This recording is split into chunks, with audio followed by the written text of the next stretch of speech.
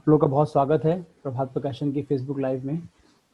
और ये हमारा सौभाग्य है कि आज इतना समय निकाल के आप इस कार्यक्रम में शामिल हो रहे हैं। निशांत जी का परिचय कोई ज़रूरत नहीं है, सभी लोग निशांत जी को जानते हैं। यूपीएससी के हजारों छात्रों बल्कि लाखों छात्रों को उन्होंने प्रेरित किया है और हिंदी को उन्होंने बहुत मान दिया है कि हिंदी भाषा से वो 13वें रैंक उन्होंने प्राप्त किया। उनकी 2 पुस्तकें हम लोगों ने हिंदी और इंग्लिश में प्रकाशित की हैं, इस पर आज वो आपसे बात करने वाले हैं। मुझे बनना है यूपीएससी टॉपर और all about UPSC success examination. और केवल यही नहीं, इन 2 पुस्तकों के अलावा अब तो हर साल करीब करीब एक पुस्तक आई जाती है Nishant ji, if I am not wrong. तो और जो भी पुस्तक लिखते हैं बहुत मेहनत और पैशन के साथ लिखते हैं, पूरा डूब के लिखते हैं और उसमें जितनी वो हमारे संपादन विभाग की अंडरस्टैंडिंग के साथ काम करते हैं, उनको सिखाते हैं, बताते हैं।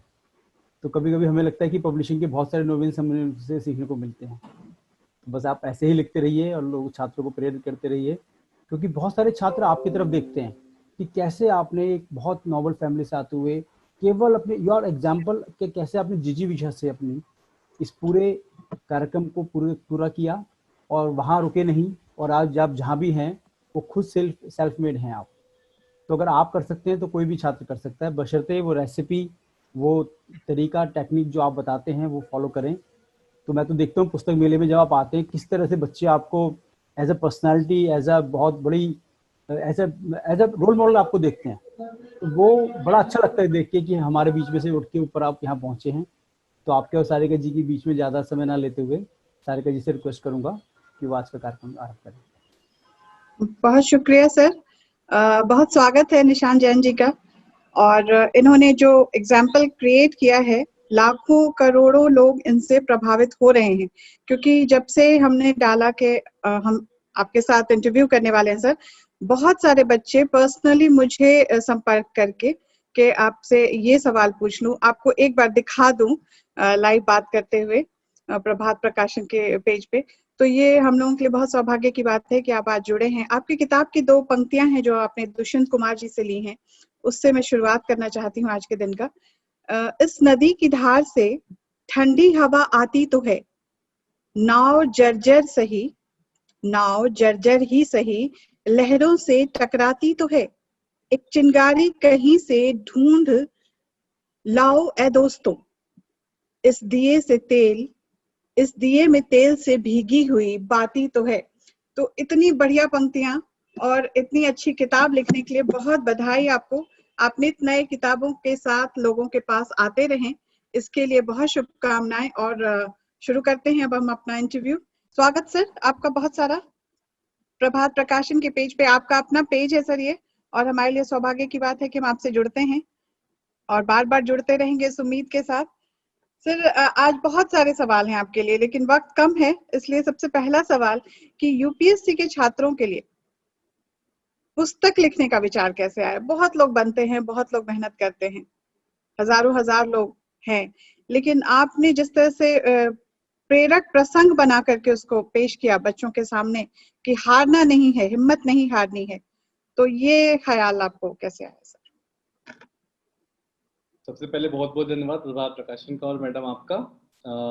ऐसे अवसर हमेशा अपने मन की बात को कहने का और युवाओं से जुड़ने का अवसर देते हैं। और रही बात कि क्यों विचार आया इस किताब को लिखने का या क्या ऐसा कमिटमेंट था, तो मैं कहना चाहूँगा कि विशेषकर यूपीएससी की तैयारी करने वाले जो गांव के, कस्बों के, छोटे शहरों के स्टूडेंट्स होते हैं, उनके पास गाइडेंस की कमी होती है और बहुत सारी ऐसी गलतियां, क्योंकि ये बहुत बड़ा बाजार है, यहाँ पे बहुत सारी कोचिंग है। जब वो दिल्ली आते हैं या फिर वो ऐसे लोग जो दिल्ली नहीं आ सकते और वो घर पे रह करके तैयारी करना चाहते हैं, उन्हें भी उतना ही अधिकार है उस एग्जाम की तैयारी को करने का। तो बहुत सारी ऐसी गलतियां होने की संभावना रहती है जो कोई जिनको बताता नहीं आपको, और वो करने के बाद आपको पता चलता है कि आपके 2 साल 3 साल खराब हो गए। तो हम लोग भी जब तैयारी करते थे उस समय बहुत गाइडेंस नहीं था और अलग अलग तरह के लोग अलग अलग तरह की बातें बताते थे। तो ऐसे में वही स्थिति हो जाती है कि बहुत सारे रास्ते जब दिखाई देते हैं उनमें से कोई भी रास्ता सही समझ में नहीं आता। जैसे वो हरिवंश राय बच्चन जी की एक पंक्ति है कि भाई मदिरा ले जाने को घर से चलता है पीने वाला, किस पथ पर जाऊं, असमंजस में है वह भोला भाला, अलग अलग पथ बतलाते सब, पर मैं यह बतलाता हूँ, राह पकड़ तू एक चला चल, आ जाएगा मधुशाला। तो मैडम कोशिश यही थी कि कोई ऐसी बहुत किताब बढ़िया। हिंदी में आ जाए, बिल्कुल कोई ऐसी किताब हिंदी में आ जाए जिसमें संक्षेप में सारी बातें जो एक यूपीएससी एस्पिरेंट के लिए जानना जरूरी है वो सब एक किताब में आ जाए। और उसी का परिणाम था। और जो डॉक्टर पीयूष अभी भाई साहब अभी अपनी बात कह रहे थे, उनका सहयोग ना होता और उनका मोटिवेशन ना होता तो ये किताब आ ही ना पाती, क्योंकि वो लगातार मुझे मोटिवेट करते रहे। लगातार वो एक एक चैप्टर में उनको लिखता था, ट्रेनिंग के दौरान बिजी रहता था, पर फिर भी सफर में मोबाइल पे ही लिख लेता था। तो इस प्रकार से ये किताब बन पाई। और मुझे खुशी है कि मुझे नहीं उम्मीद थी कि पीयूष इतने जी का विद्यार्थी इसको इतना पढ़ेंगे और इतना इसको पसंद करेंगे। और आज पीयूष जी ज्यादा जानते हैं कि कितना लोगों ने इसको पसंद किया। जी, बहुत सारे लोग आपसे इंस्पायर होते हैं, तो और आप पीयूष जी से कह रहे हैं कि इंस्पायर होकर के आपने लिखा, उनकी प्रेरणा पाकर के लिखा। अगला सवाल है सर कि क्या आप अपने तैयारी के दिनों में आपने ऐसी कोई समग्र पुस्तक की कमी महसूस की थी, जिस तरह से आपने दिया आने वाली जनरेशन को या अभी जो पढ़ रहे हैं, तो ऐसी किसी पुस्तक की कमी आपको महसूस हुई थी? बिल्कुल, हमारे समय में मुझे कोई ऐसी किताब नहीं दिखाई थी जिसमें यूपीएससी की तैयारी की रणनीति बताई जाए। देखिए, जी यूपीएससी की तैयारी के लिए क्या क्या पढ़ना है वो सब तो उपलब्ध था, कि भाई इतिहास यहाँ से पढ़ना है, भूगोल यहाँ से, राज व्यवस्था, अर्थव्यवस्था, करंट अफेयर्स। पर सबसे पहले शुरू कैसे करें और तैयारी के दौरान किन किन चीज़ों पे ज़्यादा ध्यान दें, किन किन चीज़ों को इग्नोर करें, क्या पढ़ें क्या ना पढ़ें, कैसे पढ़ें, ये सब बातें बताने के लिए एक किताब जो रणनीति बताए, तैयारी का तरीका बताए। तो जी वो चीज़ नहीं मिल पाई। और वो कमी, जो बहुत बड़ी कमी एक थी। इंग्लिश में कुछ किताबें इस तरह की हैं, पर हिंदी में ऐसी जी कोई किताब नहीं थी। तो वो कमी इस किताब ने पूरा करने की कोशिश की, और यही कारण रहा कि वो जो वैक्यूम था उसको इस किताब ने भरा। और आज भी ये किताब लगातार लोकप्रिय बनी हुई। अपने ज्ञान को, अपने नॉलेज को बुक के रूप में प्रेजेंट करना मुश्किल रहा होगा, क्योंकि अभ्यास तो आपको था नहीं किताब लिखने का, आप उस परिप्रेक्ष्य से तो आते नहीं थे, तो कितना मुश्किल रहा इस पुस्तक के रूप में ढालना उसको? जी, देखिए, ऐसे तो बचपन से मुझे लिखने का शौक है। किताब पहली जरूर है, पर हाँ, मैंने लेख और तमाम चीज़ें बहुत लिखी हैं, बचपन से बहुत शौक रहा है। पर हाँ, किताब तो जब भी कोई लेखक लिखेगा तो पहली किताब से कभी ना कभी तो शुरुआत करेगा ही। आपने जो कहा कि भाई जी किताब लिखने का अभ्यास नहीं रहा है, तो ऐसे तो कोई व्यक्ति कि मुझे तैरना नहीं आता कभी स्विमिंग पूल में कूद ही नहीं पाएगा, है ना। और हम जी दूसरों को बता रहे रुक जाना नहीं, और शुरू तो करके देखो, मेहनत तो करो, हाँ और हम खुद ही वो चीज़ ना कर पाए तो बात कुछ जमेगी नहीं। तो कहीं से शुरुआत तो होनी चाहिए। जी। इस पुस्तक में मुझे बनना है यूपीएससी टॉपर, इसमें पेज 138 पे जो आपने लिखा है, आपकी राइटिंग में है, राइटिंग बहुत खूबसूरत है आपकी, और उसमें जो लिखा है आपने उत्तर, इससे बच्चे बहुत प्रभावित होते हैं। इसका भी विचार एकदम से नायाब है, मैंने नहीं देखा ऐसा कुछ किसी बुक में। एग्जाम्पलरीज बहुत होते हैं, लेकिन इस तरह का एग्जाम्पल मैंने पहली बार देखा है, बहुत पुस्तकें पढ़ी मैंने भी। तो ये ख्याल कहाँ से आया? ये बहुत ऑथेंटिक और बहुत ओरिजिनल ख्याल है।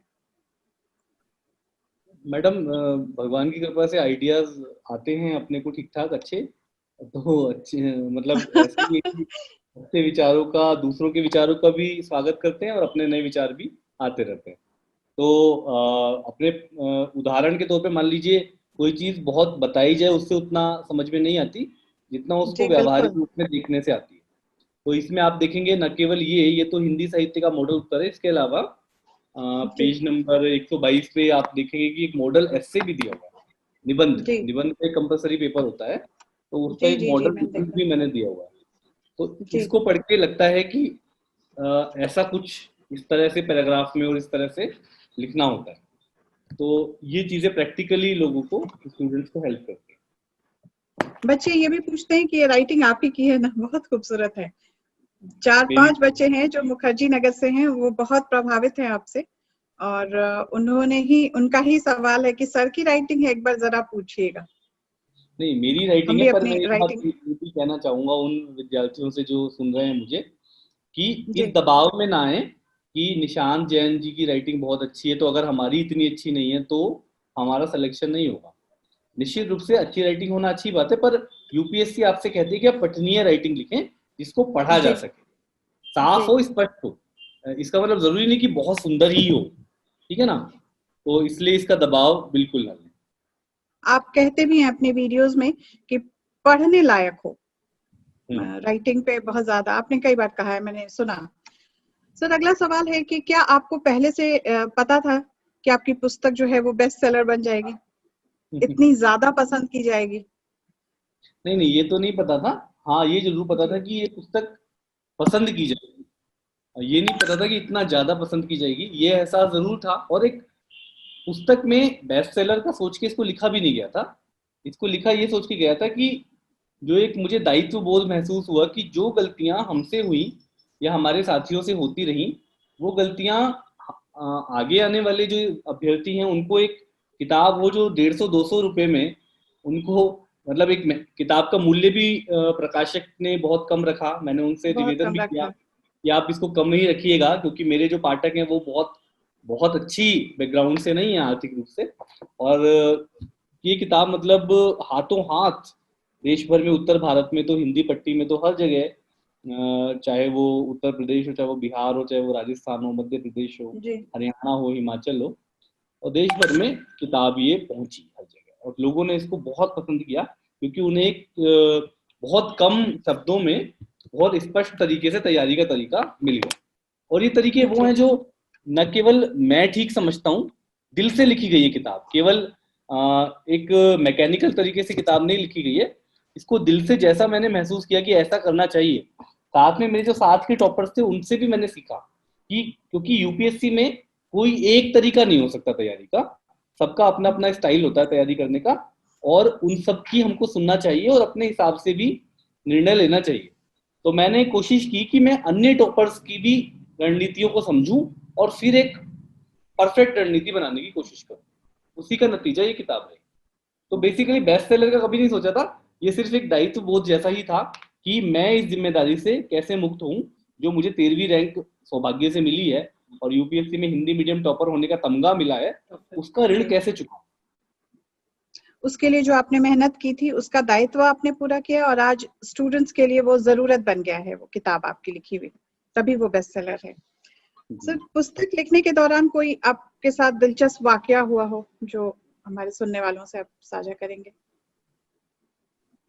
ये पुस्तक लिखने के दौरान मैंने बताया आपको कि ये पूरी किताब, बड़ी रोचक सी बात है कि ये पूरी ही किताब मैंने बैठ करके मेज पर, कुर्सी पर बैठ करके और किताब कॉपी पेन से नहीं लिखी है। ये पूरी ही ट्रेनिंग किताब के मैंने दौरान भी? ट्रैवल के ट्रेनिंग के दौरान, दौरान भी? हाँ ट्रेनिंग के दौरान, जब भी थोड़ा आधा घंटे का समय मिला तो 2 पैराग्राफ लिख लिए, कभी थोड़ा ज्यादा समय मिल गया तो एक चैप्टर ही लिख लिया।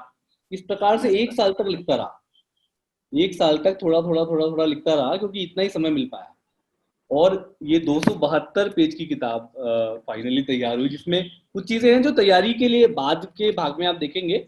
शुरू में तो जी पूरा तैयारी की बताई गई है, और बाद में थोड़ा विद्यार्थियों की रुचि के लिए भी कुछ ट्रेनिंग के एक्सपीरियंस भी बताए गए, और कुछ जी जी प्रेरक कहानियां भी बताई गई हैं। तो इस प्रकार से जी ये किताब एक कंप्लीट पैकेज है हर यूपीएससी के होने वाले एस्पिरेंट के लिए, जो तैयारी के लिए सोच रहा है। जी सर, ये लेकिन मैंने पढ़ी, जब अभी पूरी खत्म नहीं हो पाई है, लेकिन जितना भी पढ़ा है मुझे लगता है कि मैं आपने देर कर दी लिखने में, या मैं थोड़ा जल्दी आ गई दुनिया में, वरना मैं जरूर इसको पढ़ के और एक बार तो जरूर कोशिश करती। मतलब इतने इंटरेस्टिंग तरीके से, इतने सकारात्मक तरीके से, मेरे घर में आईएएस बहुत है, तो मैंने तो कभी कोशिश ही नहीं की, उस लायक नहीं समझा खुद को। लेकिन इस किताब को पढ़ने के बाद दिल से कहती हूँ कि मुझे लगता है कि मैं थोड़ा जल्दी आ गई दुनिया में। मैम, सर आपने ये बात इतना कह दिया, यही इस किताब की सफलता है। ऐसे ही अरे टेस्टिमोनियल हमको रोज मिलते हैं, मेरे फेसबुक जी पेज पे, इंस्टाग्राम पे, ट्विटर पे इतने मैसेजेस आते हैं। आज इस किताब को छपे हुए भी 3 साल का समय हो गया, और जी लगातार लोग कहते हैं कि इस किताब ने हमारे लिए संजीवनी का काम किया। हम इस किताब को पढ़ के मोटिवेट होते हैं, हमें हिम्मत मिलती है, हमें सही तरीका पता चलता है, बहुत सारी हम्म, गलतियां हमारी होने से हम्म, रह गई हैं। तो जी आपने जब इतनी बड़ी बात कह दी तो ये मेरे लिए बहुत बड़ा मेरे लिए भी और प्रकाशक के लिए भी बहुत बड़ा एक कॉम्प्लीमेंट है। नहीं, सही में दिल से कहती हूँ इस बात को। सर एक चीज है, 2015 में यूपीएससी परीक्षा की 13वीं रैंक आपने प्राप्त की, हिंदी माध्यम से सर्वोच्च स्थान भी, जिसको आप तमगा कहते हैं, लेकिन उसके लिए आपने कितनी मेहनत की होगी ये समझने की बात है। एथिक्स के सवाल पर आपका जवाब बहुत फेमस हुआ, जो आपने इस किताब में लिखा भी है कि लाइव सेशन में एक बार उसी सवाल को मैं फिर से दोहराती हूँ कि सुख की परिभाषा क्या है, सुख की क्या परिभाषा है, ये आपसे पूछा गया था। आपने बताया था जिजीविषा, जीवंतता और जीवट बनाए रखना। इसको थोड़ा सा एक बार फिर से बता दीजिए मेरे सुनने वालों को, ताकि वो जो जिन लोगों के पास एक किताब अभी तक नहीं है दुर्भाग्यवश, वो जरूर लें और आपकी बातों से सहमत हो। देखिए, उस साल एक सवाल आया था, एथिक्स का पेपर नया नया इंट्रोड्यूस हुआ था 2013 में, और 2014 की सिविल सेवा परीक्षा मैंने उत्तीर्ण की। उसमें एक सवाल आया था कि आपके लिए सुख की परिभाषा क्या है। तो उसके जवाब में मैंने जो आपने शब्द कहे वो लिखने के साथ साथ ये भी लिखा था कि बेसिकली देने का सुख जो है, जॉय ऑफ गिविंग जिसको हम कहते हैं, कंट्रीब्यूशन, किसी की मदद करने का सुख, किसी को कुछ देने का सुख, वो सबसे बड़ा सुख है मेरे लिए। और सिविल सेवाओं की बेसिक शर्त भी यही है, बेसिक भावना भी यही है। संविधान में जो इनका प्रावधान किया गया, और भारत में सिविल सेवा अंग्रेजों के बाद, अंग्रेजों के समय तो सिविल सेवाओं का उद्देश्य था भारत का कैसे प्रशासन चलाया जाए, कैसे उसे कंट्रोल में रखा जाए। पर जब संविधान लागू हुआ उसके बाद सिविल सेवाओं का उद्देश्य हो गया कैसे जनता तक सेवाएं पहुंचाई जाएं, सरकारी सेवाएं पहुंचाई जाएं, और कैसे उन तक एक संवेदनशील और एक अप्रोचेबल प्रशासन पहुंचाया जाए।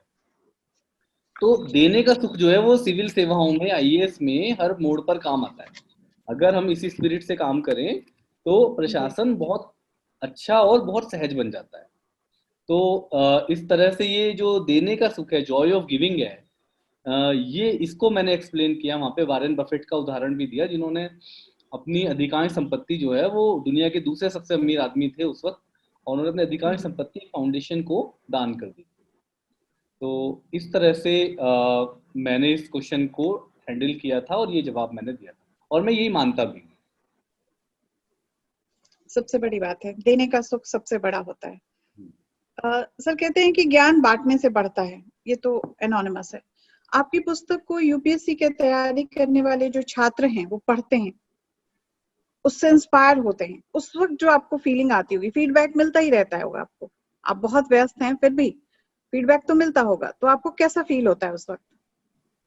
उस वक्त तो उस आनंद को तो शब्दों में बयां करना नामुमकिन है, क्योंकि वही बता, देने का सुख, अब देने में आपको सुख मिलता है और लोगों को उसका एक्चुअली फायदा हो रहा है। क्योंकि एक तो होता है कि जैसे मैं ये जो बातें थी मेरे दिमाग में तो थी, और मैंने कई जगह ब्लॉग्स में कई जगह लिखी भी हुई थी, पर वो जब एक किताब की शक्ल में आई तो लोगों के लिए उसको पढ़ना पाना और उसको फायदा उठाना सहज हो गया, आसान हो गया। तो उसके बाद जो फीडबैक मिलते हैं उससे एक एलिवेट फील करते हो आप, बहुत ज्यादा इलेटेड फील करते हो कि एक मैंने एक ऐसा कंट्रीब्यूशन किया जो एक्चुअली लोगों की मदद कर पाया। तो ये सुख बहुत बड़ा सुख है। जी। अच्छा, इस पुस्तक को अंग्रेजी और मराठी में भी आपने अनुवाद किया, तो इसकी जरूरत आपको क्यों महसूस हुई? अनुवाद प्रकाशक ने किया हिंदी में। उसका कारण ये रहा, जैसे आपने इंग्लिश की किताब ये मेरे हाथ में है, all about UPSC civil services exam, और हिंदी की आपने दिखाई मुझे बनना है यूपीएससी टॉपर। मराठी में वही मराठी अनुवाद जो है जी, वो मला वहायांचे यूपीएससी टॉपर ऐसे करके इसी का अनुवाद मराठी में। तो स्वाभाविक सी बात है। हालांकि एक इसमें एक दिलचस्प बात और मैं आज यहाँ कहना चाहूंगा कि हम सब लोग जानते हैं हिंदी प्रकाशन जगत में हम लोग थोड़ा बहुत उससे वाकिफ है, और पीयूष जी भी सुन रहे हैं। तो बेसिकली होता ये है कि इंग्लिश की किताबें, मूल रूप से ज्यादातर किताबें इंग्लिश में लिखी जाती हैं, और उसके हिंदी में और अन्य भारतीय भाषाओं में अनुवाद आपको साल भर बाद, 2 साल बाद हो जाते हैं। जैसे कोई चेतन भगत है, अमीश त्रिपाठी है, जो भी लोग इंग्लिश में लिखते हैं वो हिंदी में अनुवाद होकर मिलता है। मैं चूंकि हिंदी का ही लेखक हूँ, मैं मूल रूप से हिंदी में लिखता हूँ, इंग्लिश में भी लिख सकता हूँ, पर मुझे लगता है मैं हिंदी में ज्यादा अच्छे से लिख सकता हूँ। तो मैं मूल रूप से हिंदी में लिखता हूँ, और मुझे इस बात की बहुत खुशी है कि हिंदी में वो किताब इतना लोकप्रिय हो रही है कि उसका अपने आप ही इंग्लिश में अनुवाद हो रहा है और इंग्लिश में भी पसंद किया जा रहा है। तो ये भी एक बड़ी उपलब्धि है हमारे लिए और हिंदी की दुनिया के लिए कि किताबें हिंदी में लिखी जाएं। बांग्ला वगैरह में इस तरह से होता है, कई बांग्ला के लेखक खुद बांग्ला में लिखते हैं और बाद में वो इंग्लिश में और अन्य भाषाओं में आता है। तो ये जी भी एक बड़ी चीज है प्रकाशन के लिए कि हिंदी की किताब बाद में इंग्लिश में आए, अन्य भाषाओं में। सर, आपने इस किताब में प्लानिंग पे बहुत फोकस किया है, तो 2 लाइन सिर्फ हमारे सुनने वालों के लिए कि प्लानिंग पे कितना अधिक वक्त देना चाहिए। किताब में तो है, लेकिन आप बताएंगे तो फिर वही बात है कि बस वो फिर प्लानिंग से में उस पे उतना फोकस ही वक्त करेंगे। देना चाहिए जितना इस किताब को जी पढ़ने में लगेगा, यानी 1 या 2 दिन का वक्त आप दे दीजिए। और इसीलिए ये जी किताब लिखी गई ताकि आपकी प्लानिंग ठीक हो जाए। और एक कहावत है कि well begun is half done. अगर आप ठीक से शुरुआत कर लें तो समझिए आधी जीत तो आपने आधी हासिल। शुरुआत। तो इसलिए एक बार प्लानिंग ठीक से हो जाए, ये नहीं कि प्लानिंग ही करते रह जाएं 2 साल तक, ऐसा भी नहीं होना जी चाहिए। इसीलिए ये किताब लिखी गई ताकि आप कंफ्यूज ना रहें। कोई आदमी आगे कल को एक बात बता जाए, कल को कोई दूसरी बात बता जाए और आप कंफ्यूज हो जाएं और आप 2 साल तक प्लानिंग ही करते रहें। इससे बचने के लिए ये किताब लिखी गई। इसलिए इस किताब को अगर एक बार पूरा पढ़ लेंगे और पढ़ने के बाद कुछ चीजें आपको जो खास अच्छी लगे उनको अंडरलाइन कर लें, बाद में कभी फिर से कंफ्यूजन हो तो फिर पढ़ लें। मतलब इसको एक तरह से अपने साथ रखें तैयारी के दौरान कि एक कोने में ये किताब रखी रहे कमरे में, ताकि जब भी जरूरत पड़े तो उसको फिर से उस चैप्टर को खोल के, जैसे अगर आपने इसके चैप्टर एक बार आप देखेंगे तो इसमें हर चीज के ऊपर चैप्टर है। यूपीएससी की जी परीक्षा की तैयारी की जो प्रक्रिया है वो बहुत लंबी है, लगभग साल भर चलती है। तो उसमें पहले प्री होता है, फिर मेंस होता है, मेंस में 9 पेपर होते हैं, इसमें 7 कंपलसरी होते हैं, दो दो के क्वालिफाइंग होते हैं। उसके बाद इंटरव्यू होता है, फिर फाइनल रिजल्ट आता है। तो आप देखिए कि इस किताब में सबसे पहला चैप्टर है कि क्यों करें तैयारी। वो इसलिए कि भाई लगता है कि आखिर करें तो क्यों करें। तो अगर ये बात भी क्लियर एग्जैक्टली। होगी तो बाद में गलतफहमी नहीं होगी। फिर उसके बाद देखिए कि कैसे अपनी पर्सनैलिटी को डेवलप करें। मान लीजिए कोई बच्चा स्टूडेंट है जो ग्रेजुएशन कर रहा है और अभी वो एग्जाम जी नहीं दे सकता, और वो इन 3 सालों में ऐसा क्या कर सकता है कि वो जब ग्रेजुएशन के बाद एग्जाम देने जाए तो उसके लिए एग्जाम क्रैक करना ईजी हो जाए, उस पर भी चैप्टर दिया गया है। और जी कैसे करें पूरी तैयारी, पैटर्न नया क्या है, कैसे पढ़ें, कौन कौन सी बुक्स पढ़ें, उसकी लिस्ट भी दी गई है। और रिवीजन कैसे करें, नोट्स कैसे बनाएं, माइन्यूट कोचिंग है। करें या ना करें। हर वो बेसिक जी सवाल जो हर अभ्यर्थी के मन में होता है, उस सब सवालों का जवाब 99% सवालों का जवाब देने की कोशिश की गई है। प्रारंभिक परीक्षा पर चैप्टर है, मुख्य परीक्षा पर चैप्टर है, इंटरव्यू पर है, राइटिंग स्किल बहुत इंपॉर्टेंट है उस पर भी चैप्टर है, लैंग्वेज के ऊपर भी है। और इस तरह से एक मोटिव, मतलब तमाम चीजों को एड्रेस किया गया है इस किताब में। पूरी समग्र किताब बनाने की कोशिश की गई। जी। और साथ में सकारात्मकता पे लगातार जोर दिया है आपने कि सकारात्मक बने रहना है, बिल्कुल हिम्मत नहीं हारनी है, विश्वास में विश्वास बनाए रखना है। अगला जी सवाल है सर कि आपकी कुछ और भी पुस्तकें आ चुकी हैं। जी, तो उसके बारे में भी थोड़ी चर्चा। बस वो तो यही है कि पहली किताब शुरुआत, जैसे आपने कहा कि भाई लेखन का अभ्यास आपको नहीं रहा होगा, फिर आपने कैसे लिखा। तो इस किताब से हिम्मत आई, क्योंकि ये किताब अप्रत्याशित रूप से बहुत अच्छी चली और बहुत अच्छी पसंद की गई। और ये रणनीति के साथ साथ इसमें थोड़ा मोटिवेशन भी है, तो अपने आप में एक पूरा एक जोनर इस किताब ने खोला। उसके बाद फिर एक किताब मेरी रुक जाना नहीं, एक बड़ी मशहूर किताब है जो मोटिवेशनल किताब है। न केवल यूपीएससी बल्कि कोई भी कॉम्पिटिटिव एग्जाम जो बच्चे तैयारी करते हैं, जो युवा हैं, जो जीवन में कुछ करना चाहते हैं, उनके लिए एक जी कंप्लीट बहुत शानदार किताब ये रुक जाना नहीं के नाम से आई। तो एक ये मेरी किताब है। इसके अलावा निबंध पर एक किताब है, सिविल सेवा परीक्षा के लिए निबंध। जी और इसके अलावा राजभाषा के रूप में हिंदी मेरी एक किताब है जो एनबीटी से आई है। और एक बाल कविताओं का संकलन है शादी बंदर मामा की, जो प्रभात से ही आया है। तो इस जी तरह से कुछ किताबें मैंने लिखी। बढ़िया। और आप आगे भी लिखते रहें, इसकी भी शुभकामनाएं हैं हमारी तरफ से। और वो जी भी बेस्ट सेलर बने, ये भी एक बड़ी बात है। सर, एक चीज है कि गेम चेंजर ऑल्टरनेटिव सब्जेक्ट्स को आपने बताया है, तो किस तरह से वो गेम चेंजर कहला सकते हैं वैकल्पिक बिल्कुल, विषय। मैं बताना चाहूंगा कि जी एक चैप्टर का नाम ही है गेम चेंजर है वैकल्पिक विषय। दरअसल होता क्या जी है कि यूपीएससी का जो मेंस एग्जाम है, प्री तो छटनी है, प्री के मार्क्स नहीं जुड़ते फाइनल मेरिट में। मेंस जी एग्जाम जो है उसमें 9 पेपर होते हैं जिसमें 2 क्वालिफाइंग होते हैं हिंदी और इंग्लिश के। उसके अलावा जो 7 पेपर होते हैं उनके वो सभी 250 अंक के होते हैं। तो कुल मिलाकर 7 पेपर 1750 अंक के हो जाते हैं। उसमें से 2 पेपर यानी एक एक वैकल्पिक विषय आपको चुनना पड़ता है, ऑप्शनल सब्जेक्ट चुनना पड़ता है। करीब 22-23 विषयों की सूची होती है, उसमें से एक विषय आपको चुनना होता है और उसके 2 पेपर होते हैं, दोनों 250 अंक के होते हैं। तो कुल मिलाकर वो ऑप्शनल सब्जेक्ट जो है वो 500 अंकों का हो जाता है। तो ये 500 अंक जो है इतने ज्यादा महत्वपूर्ण है कि इन 500 अंकों में कई बार लोगों को 350 तक अंक मिल जाते हैं 500 में से, और कई बार वो 200-250 तक सिमट जाते हैं। तो इसलिए इसमें अगर आपने अच्छा स्कोर कर लिया वैकल्पिक विषय में तो आप काफी संभावना बढ़ जाती है कि आपका फाइनल सिलेक्शन हो जाए। और एक बस एक क्वेश्चन ये था कि जो हजारों छात्र या लाखों छात्र यूपीएससी की तैयारी कर रहे हैं उनके लिए क्या बीज मंत्र या मूल मंत्र आप देना चाहेंगे, क्या संदेश उनको देना चाहेंगे? जी बिल्कुल, बड़ा अच्छा सवाल है ये। मुझे लगता है 2-3 बातें मैं कहना चाहूंगा कि एक तो मतलब लगातार आगे बढ़ते जाएं और रुकना नहीं है, क्योंकि जिंदगी कभी थमती और रुकती नहीं है। ये परीक्षा ऐसी परीक्षा जिसमें लाखों लाख विद्यार्थी बैठते हैं और कई बार आप योग्य होकर भी सफल नहीं हो पाते। तो ऐसे में एक बैकअप प्लान जरूर तैयार रखें, क्योंकि अवसर बहुत हैं, बस आपको थोड़ा सा दाएं बाएं देखने की जरूरत है कि अगर यूपीएससी में सिलेक्शन ना भी हो पाए तो और भी बहुत सारी परीक्षाएं हैं जहां पर आप अपनी प्रतिभा के मुताबिक आप उसको चुन सकते हैं। तो ये मैं कहना चाहूंगा। दूसरा, अपनी लकीर बड़ी करें, दूसरों के ज्ञान से, या जैसे मान लीजिए इंग्लिश मीडियम से डर करके आप आगे नहीं बढ़ पाएंगे।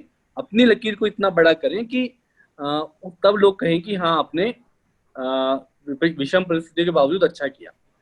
तो मुझे लगता है कि अपनी मजबूरी को मजबूती बनाते हुए आगे बढ़ें तो जीवन में सफलता प्राप्त की जा सकती है। बहुत बढ़िया, बहुत ही बढ़िया। आपने जो कहा है ना बात, रुक जाना, आपकी जो किताब है जाना नहीं, वो भी अपना आप में मिसाल है, आपकी जिंदगी की एकदम पंच लाइन है वो, रुक जाना नहीं। जी जी, धन्यवाद। निशांत जैन सर के आने वाली 2 पुस्तकों के लिए, जो कि प्रभात प्रकाशन के ऑन फ्लोर है, चल रहा है काम उस पे, और उसके लिए बहुत सारी शुभकामनाएं सर आपको। और आज हमारे साथ जुड़ करके बहुत सारे विद्यार्थी जो इसको सुन रहे हैं, उनके लिए बहुत प्रेरक प्रसंग हैं आप अपने आप में, उसके लिए बधाई भी।